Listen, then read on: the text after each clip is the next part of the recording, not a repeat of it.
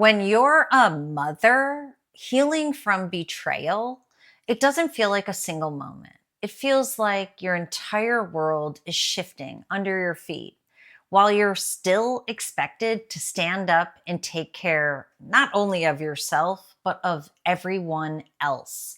You're making lunches, answering questions, holding all the routines together, while inside something is constantly pulling at you. This episode is brought to you by my HarperCollins published book, Mind Over Explicit Matter.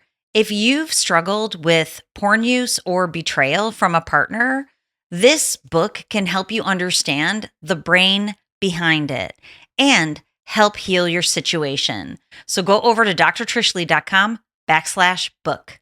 1 minute you feel strong and clear. The next minute you're back in it, replaying, questioning, trying to make sense of something that doesn't fully make sense at all. And underneath all of that, there's this quiet, constant pressure.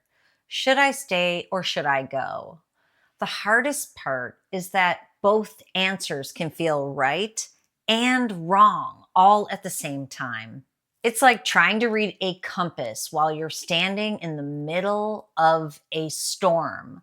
The needle won't stop moving. So you start doubting the compass instead of realizing it's the environment that's throwing it off. That's what betrayal does. It doesn't just hurt you, which of course it does, but it totally destabilizes the system that you rely on to make decisions. So you keep going back to the question, thinking if you just think it through one more time, you'll finally land on the right answer.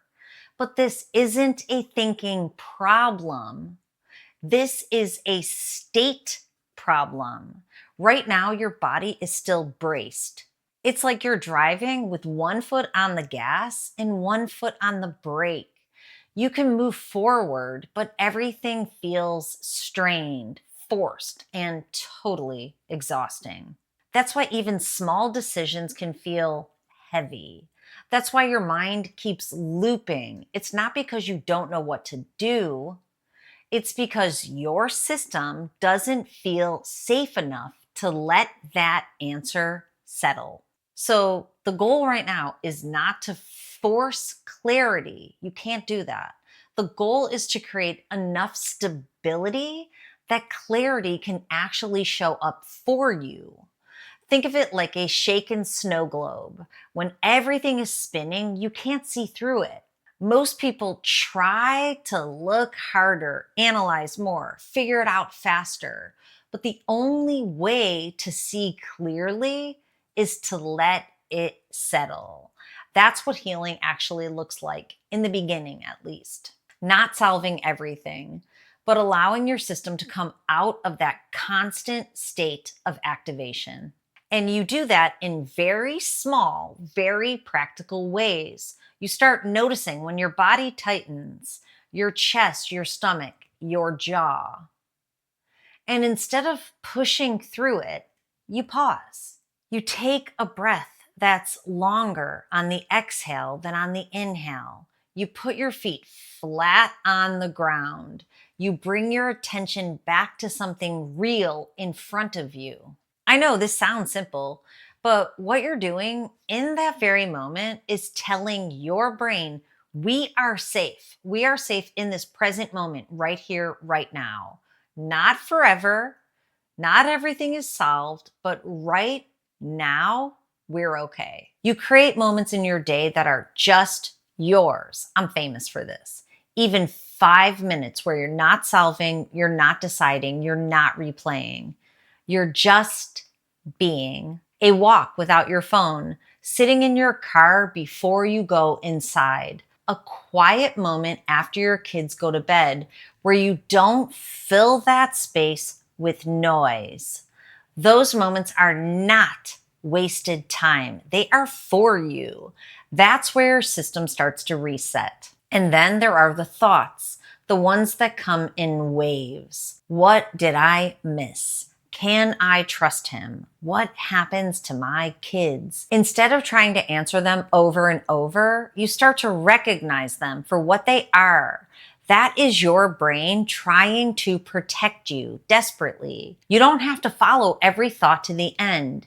You can notice it, name it. This is my brain trying to find certainty, and let it pass without solving it in that moment. What begins to happen slowly at first is that space opens up.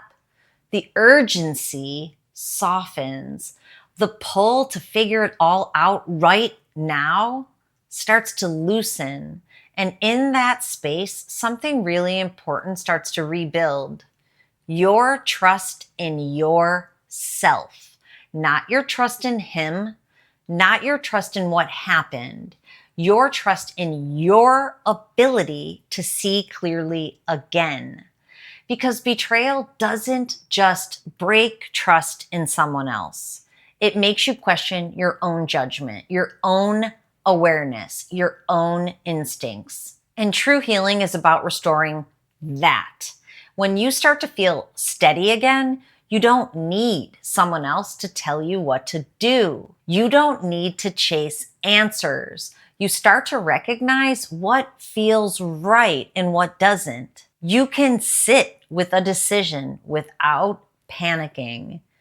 You can look at your real true life situation and see it more cleanly. That's when the question shifts. It's no longer the frantic loop of should I stay or should I go? Instead, it becomes a grounded decision. What is actually right for me and for my children?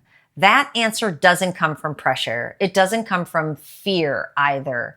It comes from clarity. And clarity only comes when your system is no longer in chaos. If you're in this right now, the most important thing to understand is that you don't have to rush the decision. You have to get to a place of physical safety and perceived safety. That's for sure. You're allowed to stabilize first.